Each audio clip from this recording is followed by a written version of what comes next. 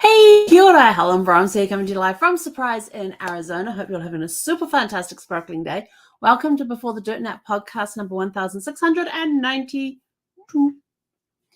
And we are talking about digging deeper. So yesterday I was telling you about an ancestry challenge that I had. So today I put that one aside and decided to concentrate because I've got two messages that have come through DNA connections that people have messaged me on Ancestry to say, hey, we have a connection.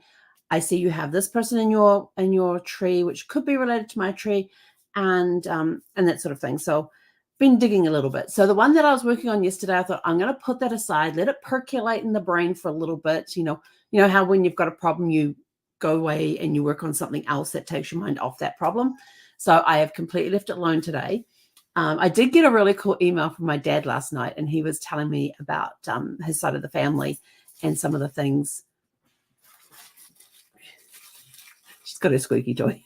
We've been playing with that all day. And so he sent me some really interesting information, which as I was reading through, I was going, yeah, this is really cool. And so then I turned around and I shared with him some information about the family that he may not know, including about Bud and Dave Eakins. Now, Bud and Dave Eakins, well, actually, his name was James, but known as Bud. But Bud and Dave Eakins did a lot of work in Hollywood in different movies as stunt doubles and all of that. Bud Eakins is known for being the stunt double for Steve McQueen. He actually taught Steve McQueen how to ride a bike, motorcycle, and then ride it off-road. And through the research and stuff, I discovered that Bud Eakins was also one of the pioneers for off-road motorsports. And he's in the Off-Road Motorsports Hall of Fame. He was inducted in he was in 1979 inducted, and the ceremony happened in 1980. And then his brother was inducted in when was his brother inducted? No, I think it was 2001. I think he was inducted. But they were also both in the motorsports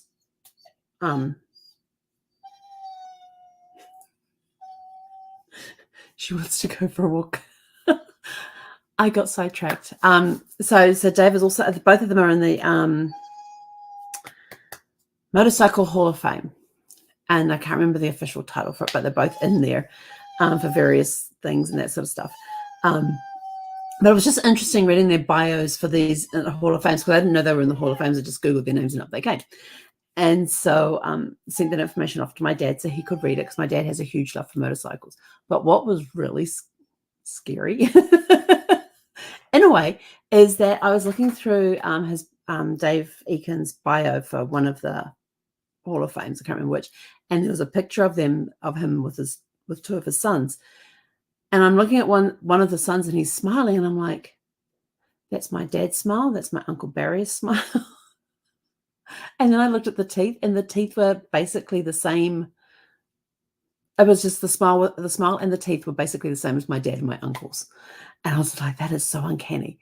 And so, even though they're apart, we're still trying to figure out the cousin relationship and all of that. But it was just really uncanny. And so today I was diving in deeper. I've got bits of paper I've been taking notes on different things. As I go to a different family, it's a different piece of paper, and I have a mess on my desk. And I was almost late to work this morning because I got tied up in what I was doing.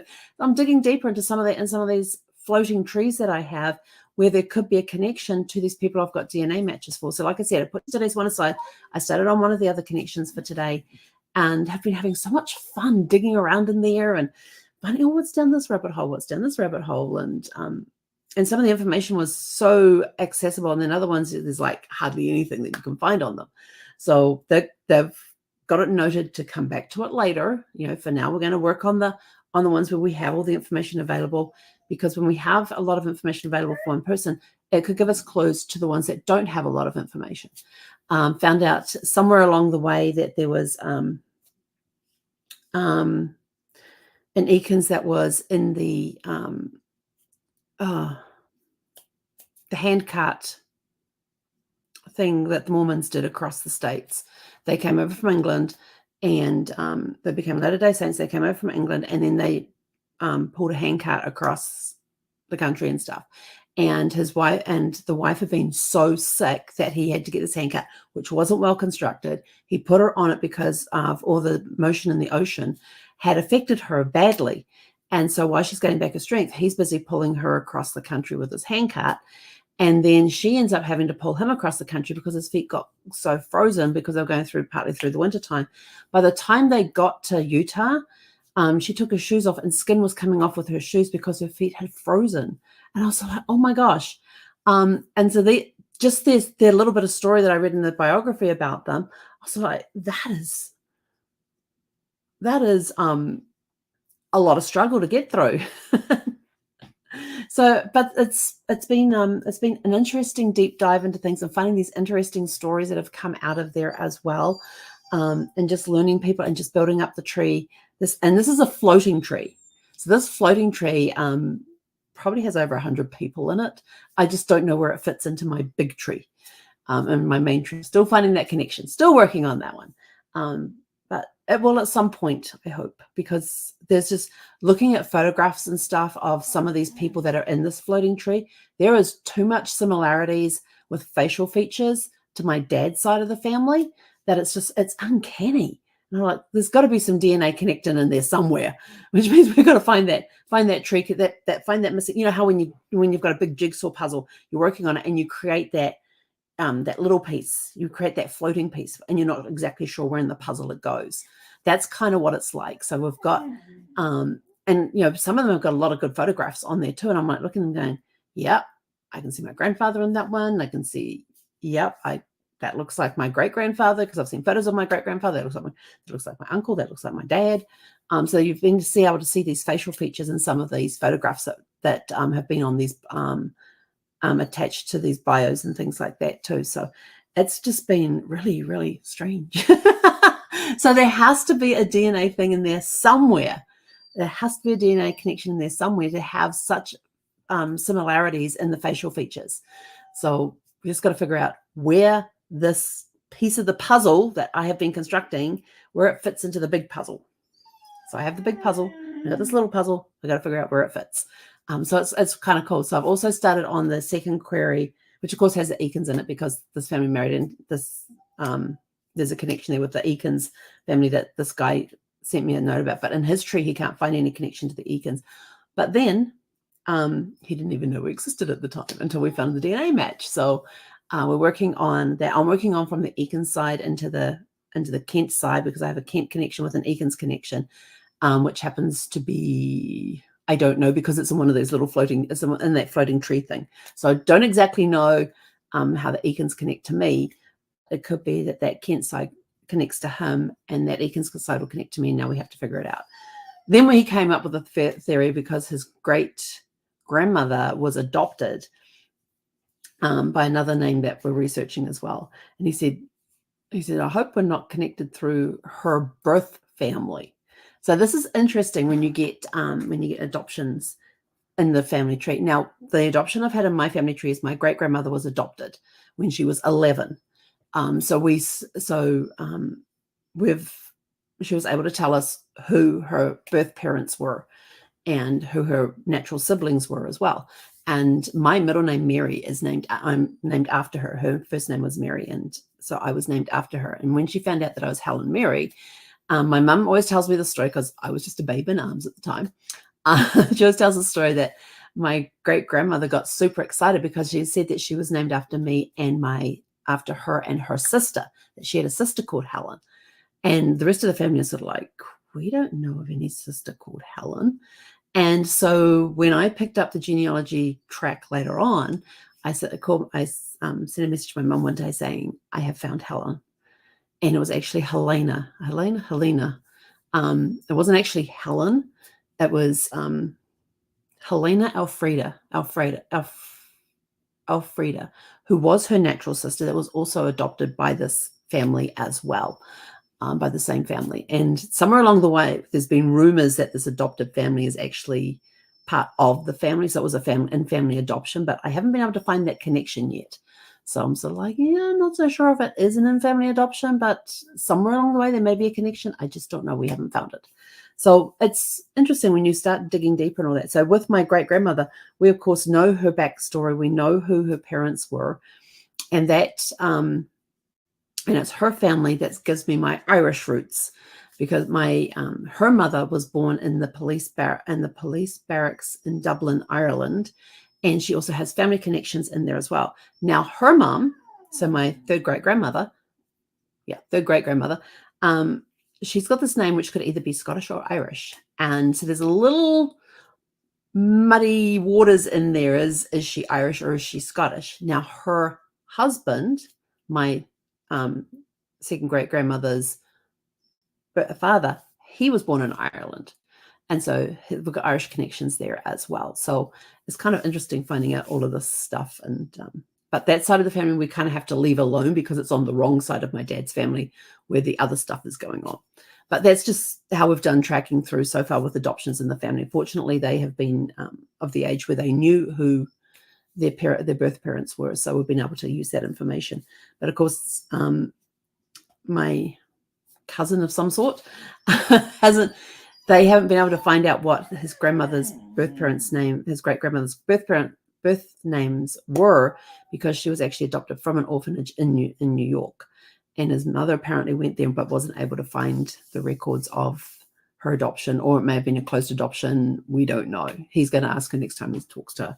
So we'll find out. So maybe we're sort of like, well, if we are connected through that link there, then if we can't find out what her birth name is, we're not going to be able to find out any other information at all. So it's kind of interesting, how is this going to play out with everything. I'm sorry about Zeffie. She's been so loving and attentive today. And of course, she's got her body laying on the floor with the top, shoulders, and head on the other side of the curtain there. She's been so attentive today. She's been really good. So I've been wanting to get back into diving into this thing, which is why I was kind of a couple of minutes late, because it's a looked up, gotta get online. So we're digging deeper and we're finding interesting stories along the way. Some people have gone and written a bio for that person, or the stories that they have been told about that person, or their interactions with that person, firsthand interactions with that person. So it makes interesting readings when people can do that. They can turn and say, this is my grandmother. This is what I remember about her. This is what I remember the stories that she told us, or this is my grandfather. Or if you've got people who have written that in their own words, there's been newspaper articles which have revealed some really cool stuff.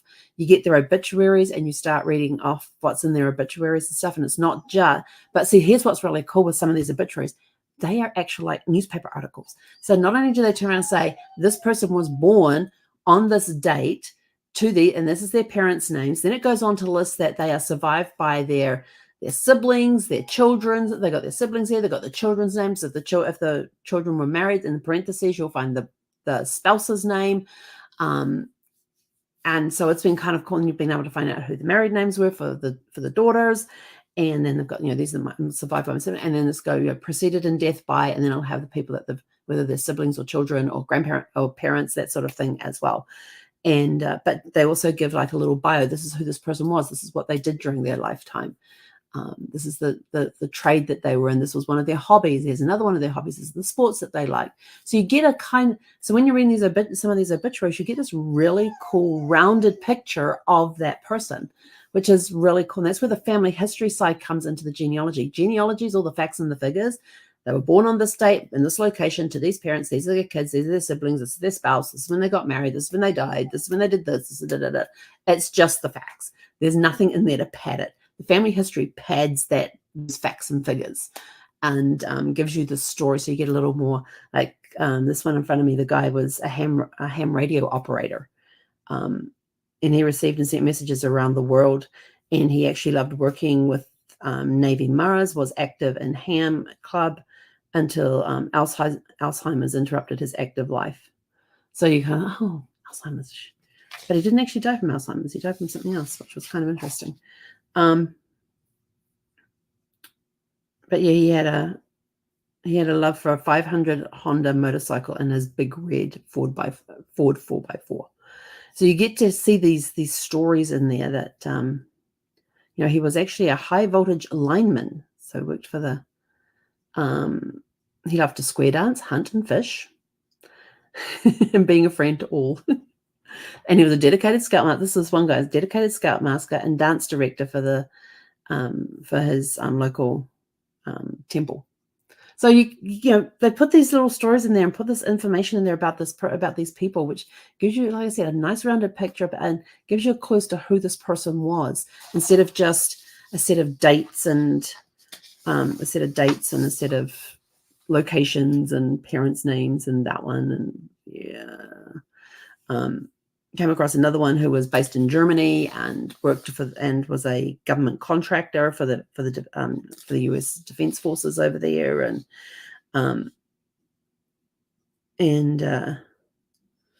that sort of thing as well. You know, he also had a military record background as well. So I can think, I can go on Fold3 and look up his. But there's a website called Fold3, the number 3.com, and you can go in there and you can put, and you may be able to pull up records. There's a lot of military records online, even not just in the US, but even from different countries as well. I've found relatives from New Zealand on their military jackets. And so you can go on there and you can pull up military records, and it may be the whole packet, or it might just be one or two pieces of paper but they've all been scanned in there. And so when I come across somebody who's had military service, I go over to Fold3. What information do they have? Which gives you information about their career, their promotions, any awards they've received. It may even give, like, there was one guy, I can't remember who this was, but he was in a battle. He had been shot. They put him in hospital. Sorry. He had been shot three times and was still with his rifle firing. And so they took him out of that situation, put him into the hospital and stuff, did the surgery, removed all the bullets and got him all sewn up and all of that. And in 2 weeks he was back. Hey, that's enough. Thank you. Yes, I know. Give me 2 minutes. You should see this loving look she's giving me. Those beautiful brown amber eyes of hers. And then he was back out on the field again, and he got shot again. And this time they gave him and he got shot I think they said in the head was the second time he got shot again within days of being released from hospital. And so this time they gave him a medical discharge and sent him home. So you get to read interesting stories like that and the things. It's sort of like, what is this guy thinking? You know, you just got shot up. You just got out of hospital, you're back on the battlefield, you get shot again, and now you're back in hospital again, this time the medical discharge. So you get to read all sorts of really cool stories. And, you know, some of the stories when they happen, when you're reading through them and you're putting this jigsaw piece together for this person or this family unit, you're putting the pieces together of the puzzle.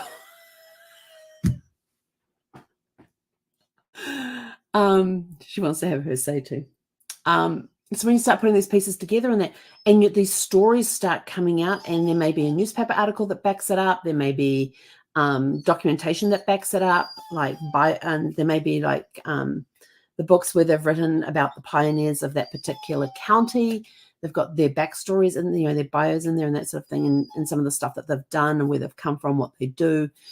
And it makes very interesting reading. And some of it's sort of like, you can't make this stuff up.